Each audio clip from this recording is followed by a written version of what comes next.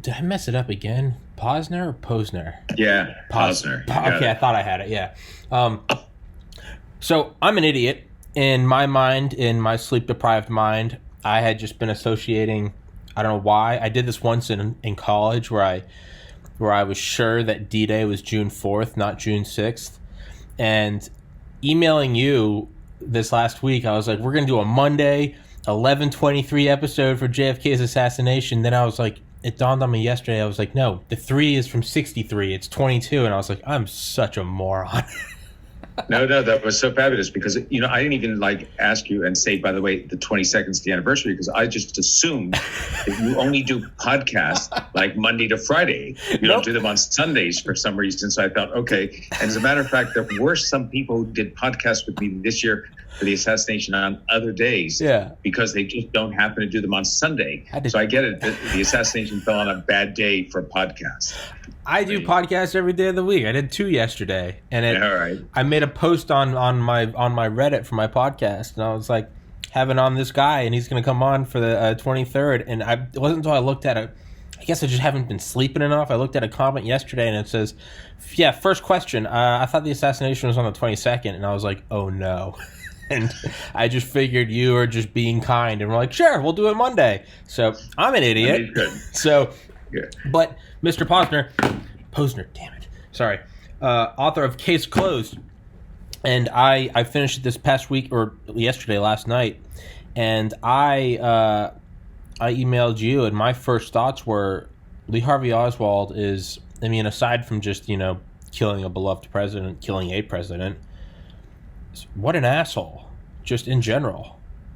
Yeah, I agree with that. And, as a matter of fact, it's very interesting because you haven't read other assassination books, but if you read assassination books that say there's a conspiracy in the case, there's, the big plot and everything else, the amazing thing, Tommy, is they don't really talk about Oswald. No. He becomes this stick character, this guy who, you just get a feeling, it's impossible for him to pull off the assassination because he's not that clever, not that bright, not a great shot. So how could he have done it? But the one thing from reading about Oswald is he's also so unreliable, so into his own world, that no plotter, no big conspiracy could ever rely on a guy like him to pull the whole thing off. Nobody's going to do a plot with him because he is definitely on his own. He is, and you're absolutely right, because, and I'm someone that leans towards the fantastic, and I'm someone that wants to believe, right, of whatever it is.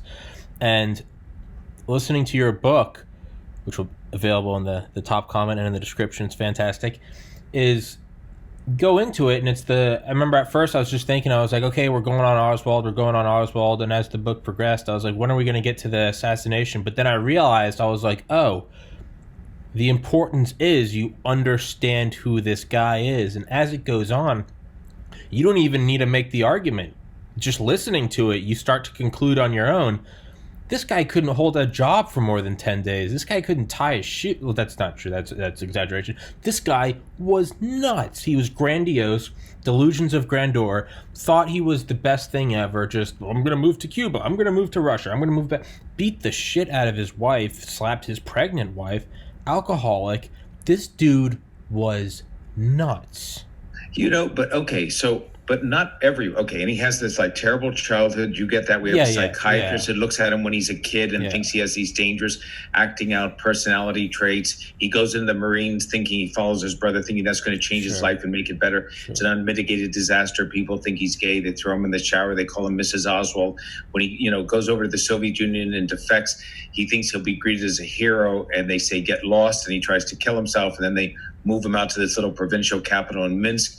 But by the time he leaves the Soviet Union and comes back to the United States, you're right. He's just somebody who is this loser in life. But not everybody in his situation is going to turn to political assassination. And it's not like he has committed himself to doing that, months before Kennedy is killed, as you find out in the book, from trying to kill this right-wing Army general, retired Army General Edwin Walker. So, Kennedy's just the bigger name that comes up on the silver platter to him. But I think that, when you say you like to believe in the fantastic in that, because I conclude in the end from this book that Oswald alone killed Kennedy doesn't mean I don't believe that there were conspiracies brewing against the president. There were clearly conspiracies against him. Look, if today you had a political assassination on President Trump, or you had one when President Obama was in office, if you knew who the shooter was, you then have to figure out whether they're doing it for themselves or they're doing it as part of a plot or for somebody else.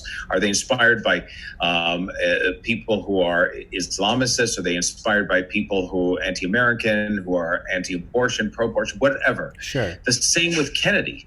There were mobsters, and the mafia hated him because Kennedy's younger brother, Bobby, was attorney general and going after the mafia. There were people in the CIA upset. There were anti-Castro Cubans who were upset because Kennedy had abandoned them at the Bay of Pigs. There were all types of people that had a motive to want Kennedy dead. And I wouldn't be surprised, Tommy, if you were able to bring to me, let's say tomorrow, a tape recording in which a group of mafia guys sat around a table and said, let's get that no good president. We're going to kill him. The plots were brewing. Yeah. It's just that Oswald beat them to Kennedy. Yeah. They would have pinned a medal on him, but we assumed that since he killed Kennedy, it was one of the plots that had him do it. But in fact, he wasn't their boy. Yeah. Yeah, absolutely. I mean, if you had, if some whack, and I guess, hey, wave to the Secret Service, I guess if some whack job just shot Trump today, that doesn't mean that the CCP hates him any less. It just might not mean that they were behind Bubba from downtown who is mentally unstable and got his hands on a gun and an open shot. Yeah, right? That's right. And I think that, one of the things, too, is that in political assassinations most of the time, or in shootings even of celebrities like John Lennon or that take place, we are accustomed as a country and worldwide to see somebody with a pistol running up to the person, shooting them, and then they get tackled at the scene. You know who the shooter is right away. In the case of Kennedy, it's the first time in modern American history, and one of the few times in modern American world history, where a rifle shot takes place from a long distance, so you don't see the assassin right away. A long-term rifle shot on a moving target raises all the image of Hollywood, paid assassins, Day of the Assassins, and Jackal. Then the assassin disappears in the immediate aftermath of the assassination. So you've got questions about, the guy they catch a few hours later really the right guy? Yeah. And then 2 days later, he gets killed in Dallas police custody by a guy who looks like he's out of central casting as a wannabe mobster. So no wonder people think that there's something wrong in this. I understand why people think there's a conspiracy. I used to think it was probably the mafia, so I get it. Yeah. No, and I will say, I have icing on I had a cookie right before this. I'm clearly beginning my Thanksgiving feast beforehand. I look like a moron. But yeah, no, it's that's absolutely what it is, right? Because it's not, it's not running up to Andrew Jackson and both pistols misfiring. It's not, it's not firing at Reagan. It's not Gavrilo Princip, right, going right up to Archduke Franz Ferdinand. Right. It's none of it, right? It's from a distance. It's in this weird echo chamber of a plaza. It's 3 shots, manages to, and then vanishes, and then Jack Ruby, who looks like he's out of a Martin Scorsese film, just like he looks like a wise guy. It's almost like cheesy how much of a wise guy. But you're right, you go into it. But after listening to your book, and I think that's maybe what it takes, is you got to sit down and just listen to a 20-hour background, 75% on Oswald and 10% on Ruby, and you go, this was just 2 crazy people.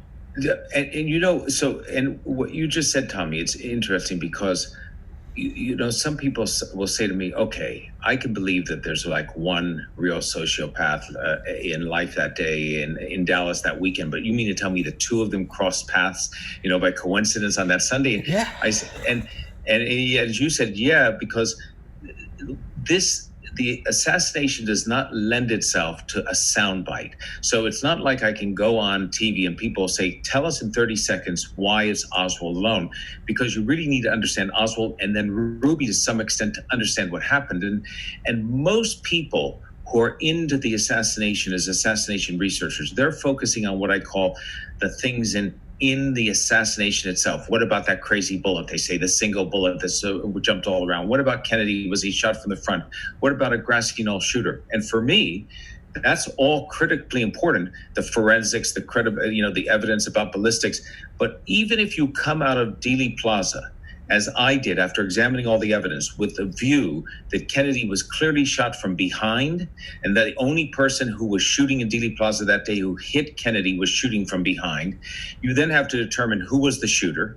And even if you determine it's Oswald, which I do, you then have to find out, was he part of a plot or doing it on his own? So I always think that the ballistics of the assassination, what happened in that plaza, are only important if you can establish a second shooter. If you don't establish a second shooter, which the evidence doesn't show that, then you have to start asking the questions about, okay, who did it? If it's Oswald, what did he do it for? And then if Ruby killed him, was Ruby doing it as part of a plot or not? In the end, the answers are pretty simple, but I think that for a lot of people, they just scratch their head and say, no, it's not possible. Yeah, no, and I didn't think about it like that, right? It almost kind of seems like who, just like I just did. My mom went out and I ate some of the Thanksgiving cookies, right? And I can't let her watch this till after Thanksgiving. But it's like, who took the cookies? It was one of the boys. It wasn't me, so it must have been me and my brother. Well, my brother was out of town. It must have been the dog. The dog died. But it's like this ballistics, okay, like irrefutable evidence, okay, from behind. Okay, so it was Oswald. Who was behind Oswald? Okay, no one was behind Oswald. Who's behind Ruby? And you just you're just moving the goalpost till it's like, sometimes shit just happens. And one of the things, and I think you see this in the book, to me, if you say what's the most critical period, believe it or not, it's in late September, early October, when Oswald goes to Mexico City, because he's trying to get down to what he thinks is now, he's always changing. The new revolution is going to be Castro, who's the greatest. So he's trying to get there. And, he leaves New Orleans on a bus on like September 25th. That night is when the White House announces for the first time that Jack Kennedy's going to go to Texas for this tour. They don't even announce the cities yet. So the point on that is Oswald gets rejected in Mexico City in the next couple of weeks by the Soviets twice. He has to go to the Soviet mission to get it. And then he goes to the Cubans and they don't give him a travel permit to Cuba. If the Soviets and the Cubans had given him that travel permit to Cuba, he wouldn't have been in Dallas on November 22nd. He would have been down in Havana. So I doubt that anybody really thinks the Soviet mission and the Cuban mission in Mexico City were part of the plot, that they said no to Oswald so that he could go back to Dallas. And when he gets back to Dallas in early October, let's assume he's going to be part of a plot. The plotters have to bring him into the plot. They didn't know Kennedy was going to be there until he returns to Dallas. So somebody has to reach out to him. They can't do it by telepathy. They have to telephone him. They have to get him. And he's living in a rooming house with other guys. And they all are, questioned after the assassination. He makes a telephone call once a day or every other day in a foreign language. That sounds really interesting until you find out he's talking in Russian to his wife, who's living outside of Dallas, who he visits regularly. He doesn't get any visitors. There's no telephone calls from the place that he ends up landing a job at through a friend to anybody unusual. Nobody shows up in a dark coat and a big hat over his eyes and says, try to bring you into the plot. So the failure, in my view, to those who think it's a conspiracy, is to come up with just one iota of evidence that ties Lee Harvey Oswald into a group of plotters to kill Kennedy from early October to the time of the assassination. And there just isn't any. No, there isn't. And to me, and it may sound like an obscure fact, but to me, what really, I'm not going to lie, like it sounds odd, but what put the nail in the coffin for me was the segment about his plan to hijack a plane, which isn't whatever, okay, D.B. Cooper, that happened later, but it still happened back then. Running around the apartment, jumping up and down off of furniture to train his leg muscles for the high. To me, that was like, oh, he's insane. He's just insane.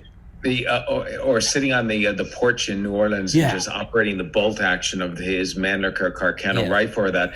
What's so fascinating is that one of the things we're lucky about in history, and I view this as a historian or investigative reporter, what's important to be able to determine, you say you read the story, you listen to the story about Oswald, and you're convinced of what type of character he is, and the same with Ruby. But Oswald wasn't alone. He wasn't in a vacuum where he's on his own, you don't know what he's doing, and you have to sort of guess at it. He was with, his wife, Marina, who later provided this testimony that was, compelling and detailed. She's the one who talked about the Walker shooting when he tries to kill Edwin Walker. She's the one who knows about it. And there's, even today, Marina has now come to the view that there's a conspiracy in the case because not based upon what she knows, Tommy, based upon what people have told her. They've come to her and they said, we think he really worked for the CIA. We think there was an imposter Oswald. We think that, all these things from Oliver Stone movie. And so she said, oh, that's interesting. Maybe there's a real plot here. But she hasn't changed one bit of her testimony of what she knows from her own firsthand experience. And her experience in recounting of the Lee Harvey Oswald that she knew is the guy that you can understand taking those shots at Kennedy on November 22nd, 63. Yeah. Yeah. I mean, to be devil's advocate, like the only conspiracy I could see, it wouldn't be Oswald. It would be, let's say they wanted Kennedy dead. I don't know. I mean, just really loosely, maybe just schedule a bunch of open top motorcades through a lot of cities. I mean, that that's pushing it, but like that's like the only real justification I can come from is like maybe if we drive him through a lot of cities with a open air convertible, maybe he'll get shot. That's about the only. I mean, I have no doubt that people celebrated Kennedy's death. Sure. No doubt about that. He was a loved president, but there were also people that absolutely hated him. And so I think that one of the things as well that happens on this is that it gets lost after the fact. Once Kennedy is dead, people go forward largely thinking that everything that would have happened in a Kennedy administration would have been perfect. They see it from their own political prism. So people that don't want Vietnam say, you know what, he would have been smart enough to get us out of Vietnam. People that think he would have done civil rights faster and broader than LBJ did. Everything in a Kennedy administration would have been better, and therefore there would have been no Vietnam. There'd be no Watergate. America would have been a happier place. And as a result, in that loss, they can't quite believe that this just turned 24-year-old sociopath, this loser in life, was able to end all that possibility. Now, of course, it's guesswork about what a Kennedy administration would have been. Sure. But still, filling him with all the ideas that it would have been ideal and perfect is another reason you can't quite believe that it wasn't a massive conspiracy to get rid of him. Yeah, right. And you always see that, right? Well, if Gore had won, we never would have had 9/11. If McCain had won, we would have had a better Obamacare. If Clinton had won, we wouldn't. Shoulda, coulda, woulda. And of course, if we had just elected the other person, we'd now be in utopia. But unfortunately, no, it doesn't.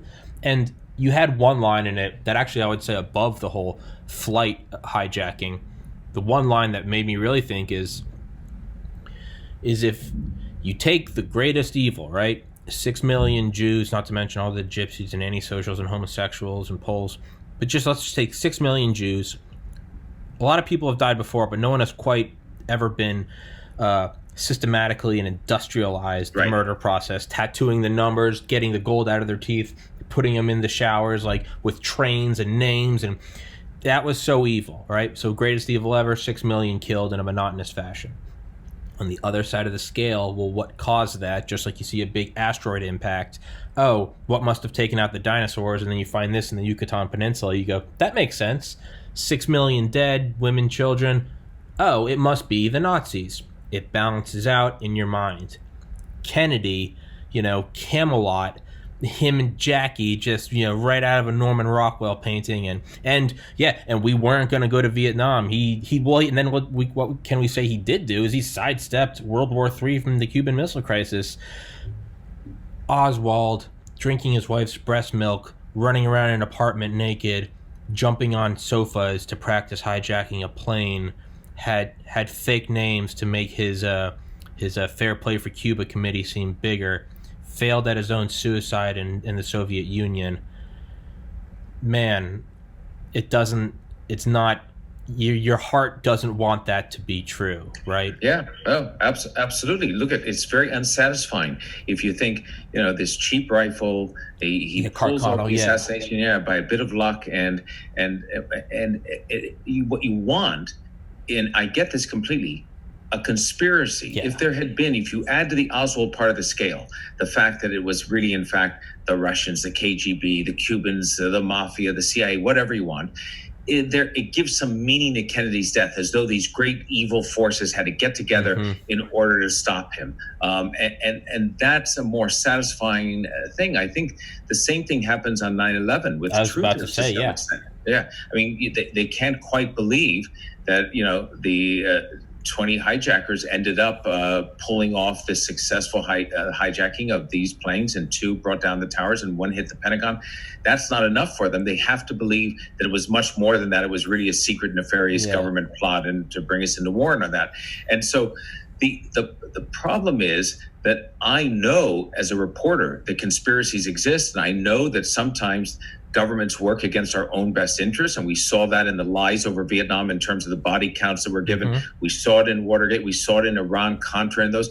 But it doesn't mean that it happens every time. And occasionally you have to be, I didn't have my mind made up when I started this project. And I told you before that I leaned to thinking it was the mafia. But the great thing is you have to follow the evidence. So when I came to this conclusion, I remember sitting down with my publisher, Random House, about a year before the book came out, maybe 9 months, and saying, by the way, I think you can say in this book who killed Kennedy, because that wasn't the original purpose to name it. And they said, who? And I said, Oswald. And there was literally a moment of silence around the table.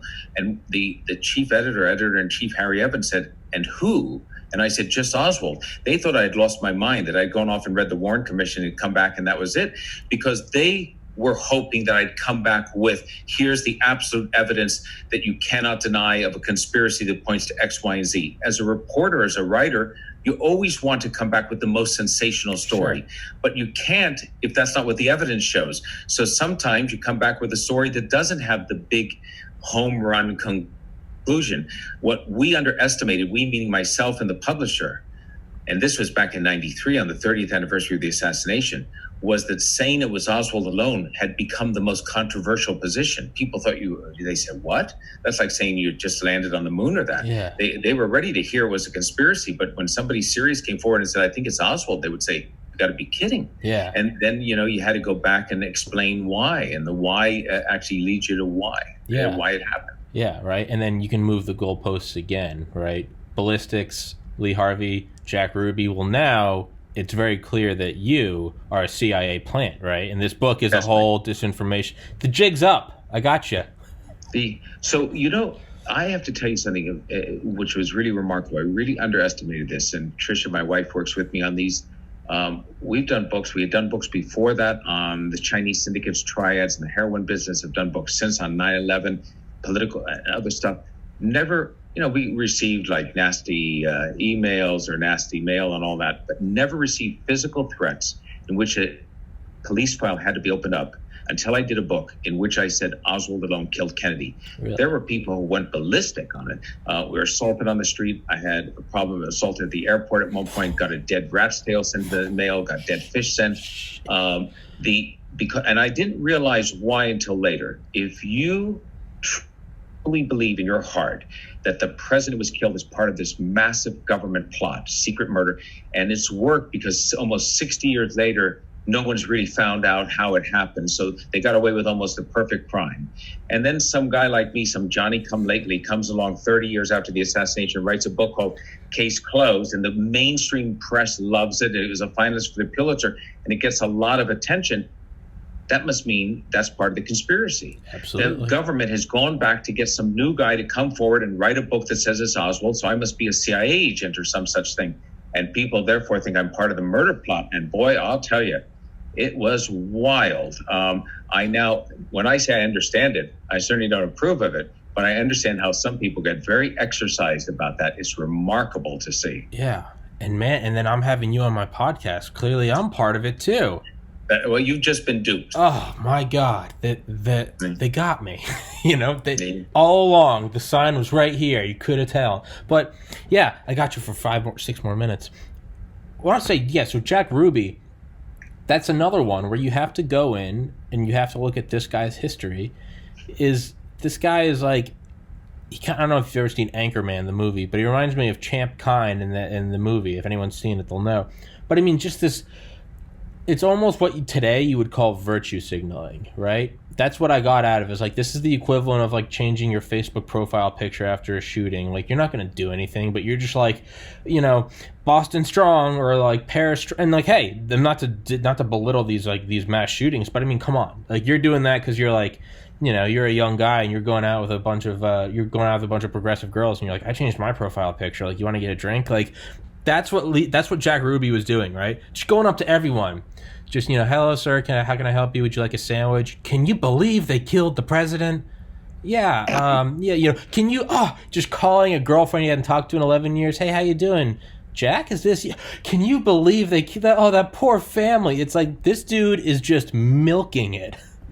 Absolutely. And once you know Ruby, where do you expect him to be on Friday night when the assassination taking place? Right where he was, City Hall, where all the down at the police station, where all the press from all the world is handing out his business card and saying, by the way, when this is all over, be sure to stop by the carousel club. Yeah, my place. Now, what was really amazing to me about Ruby is, and this is the part that's so difficult for people to get, there's two parts. First, with Oswald, I don't think Oswald's assassination attempt was a suicide mission. So what I mean by that is, if on that day, let's say his coworkers hadn't left him on the 6th floor, they'd stayed up there to have lunch, he wasn't going to take the rifle out and take a shot at Kennedy. If when he got into the window, there were Secret Service agents posted at the building across from there looking right toward him, he wasn't going to shoot at the president. So the assassination has to break right for him. It's almost like if it's right, he's going to do it. And for Ruby, on that Sunday when he kills Oswald, he doesn't go downtown to send that MoneyGram to one of his strippers who needs it. If they haven't delayed transferring Oswald because he asked for a change of clothes and some postal inspector had shown up to interview him and that delayed him leaving, when Ruby walks back down the street and gets that opportunity to go back into the jail by down that ramp, it's literally that timing of fate where the two cross paths. Ruby sees him, sees that what looks like that smirk on Oswald's face, and pulls out the gun and shoots him. But I will tell you that it's not planned in the sense that Ruby's looking to get down there and he's looking at his watch and thinking, oh my God, I better get this MoneyGram off because I've got to kill this guy because I've got an assignment from the Chicago mob and I'm running late. It just doesn't happen that way. Yeah, and Ruby himself is, I would say the only person left behind Oswald. The craziest person in Dallas that day was Ruby. This guy's nuts. Yeah, absolutely. It's so interesting that he thinks of it sort of as a plot against Jews. The original posters that were posted against Kennedy. By the time that he's in jail, he thinks that. And so, people often say, well, Jack Ruby was saying that he thought there was a conspiracy behind the assassination. I say, yeah, you have to listen to that conspiracy. It's pretty far out there. Yeah. And I would say the biggest one is, again, just like it may seem like an obscure fact, but I mean, this dude loved his dogs. He was a dog person. He was a dog parent. My fur babies. Like, hey, like everyone, my dog, I put him down this year, but I mean, I was my dog's dad, right? This dude was a dog nut. He never left his dogs in the car. And he was downtown and just so happened to get out, and that's when he went and killed Oswald. But he left his dog in the car. To anyone else, it might not seem it, but imagine everyone listening, those dog nut friends you have, who I get it. I mean, I love dogs too. You're leaving the dog in the car. Imagine if you had a friend that decided to leave the dog in the car one day. You'd be like, what the hell? When do they do that, right? Yeah, it's so interesting you say that because, so it's all cumulative. It all adds up in the personality characteristics to explain why something happens. You look at that about the dog, little Sheba, as he calls it, leaves them in, these two dachshunds that he has inside his car. And that's another factor. Now, if you say that on your own to somebody, let me tell you why we know that Ruby was doing this on his own and didn't plan it. And you talk about the dogs, they just think, that's the craziest thing I've ever heard. You need to see it in the whole context of Ruby and how he acts that weekend. And then that's an additional factor, as you would say, another nail in the coffin as to how it happened. Yeah. And I would say a huge nail that's more of an ongoing thing is just like you have and I know I got to let you go in a minute, just like you have that whole history of Oswald and you just see how just weird he is also how Ruby's hair-trigger temper. I mean, his whole life was just, even as a kid, I mean, they called him Sparky because he just lost his temper and would just beat up people and then immediately after be like, oh, I'm sorry, I lost my cool. That's what this guy did. And then he thinks JFK is the best guy ever. Maybe he idolizes him because of his successes as opposed to Ruby's failures. Then he sees the guy that killed him and he's just... And I also think that, just in wrapping up on this, I don't think Ruby thought he did... I mean, he knew he was doing something wrong, but not wrong in Jack Ruby's world. No. That guy had killed the president of the United States. He had ruined the reputation of Dallas. And in Jack Ruby's world, it's street justice. He was going to mete it out. And I think Ruby expected people almost to pat him on the back and saying, you know what? Good job, Jack. You did it. And there was a law in Dallas then in Texas called murder without malice, maximum 5 years in prison. That's what he thought he would do. Max 5 years in prison. Of course, it didn't turn out like that at all. But I didn't think Ruby thought he was going to serve big time. He'd be something of a hero. Yeah, absolutely. Just like Lee Harvey thought he would get a big press pool response when he came back to America. They were both delusional. And sometimes it's the unsexy truth that 19 guys with box cutters can take down $1 trillion defense net. Sometimes it just happens. But I'm at 12:30, and I said I wouldn't keep you any longer.